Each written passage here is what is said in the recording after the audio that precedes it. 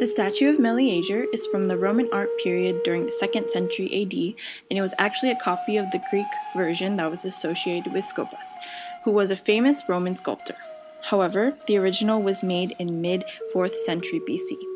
The statue is made out of marble, indicating that it was a Roman copy of the art because the Greek originals were usually made out of bronze. Another indication that it was a Roman copy was that it had supports on the statues, which Greek originals didn't have. The Roman copy was found somewhere in Rome near Porta Portis and Janiculum Hill, or on the Esquiline Hill. A little background information about the statue is that Meleager is from Calydon and was a young hunter.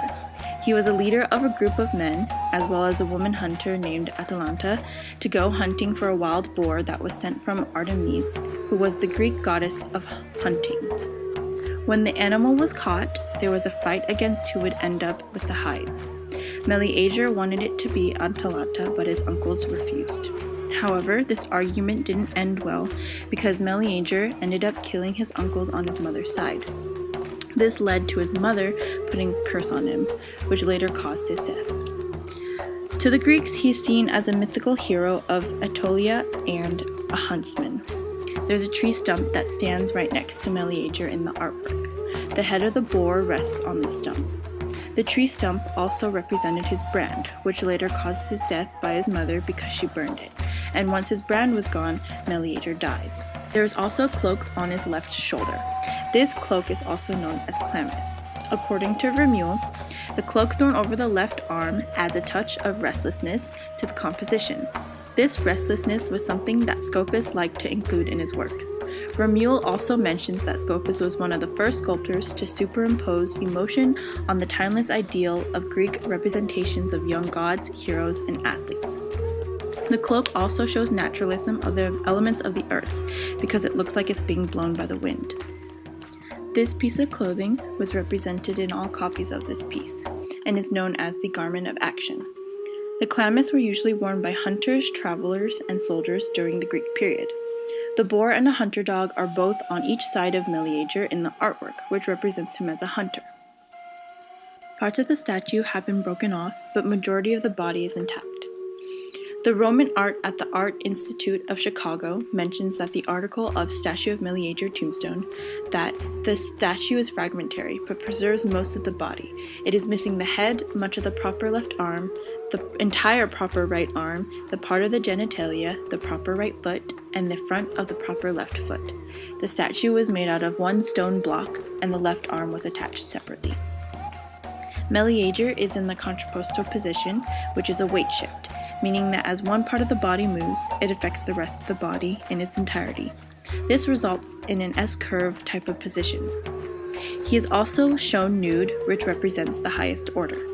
The piece was moved around the year of 1770 to the Vatican Museums from the monastery of San Cosimodo. There are now many different types of versions of this piece in museums all over the world. The Roman Baths of England are a sight to take in. Located in Bath, England, it appears to be a hidden gem. When walking in the town square, you would never think that such ancient grandeur laid across from a gift shop. One must wonder how a Roman bath ended up in the middle of England. The Roman baths were built around 70 AD during the Roman occupation of England.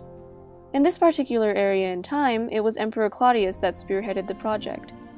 Without power tools and electricity as we know it, it's impossible to think of how Romans could have achieved such architectural perfection.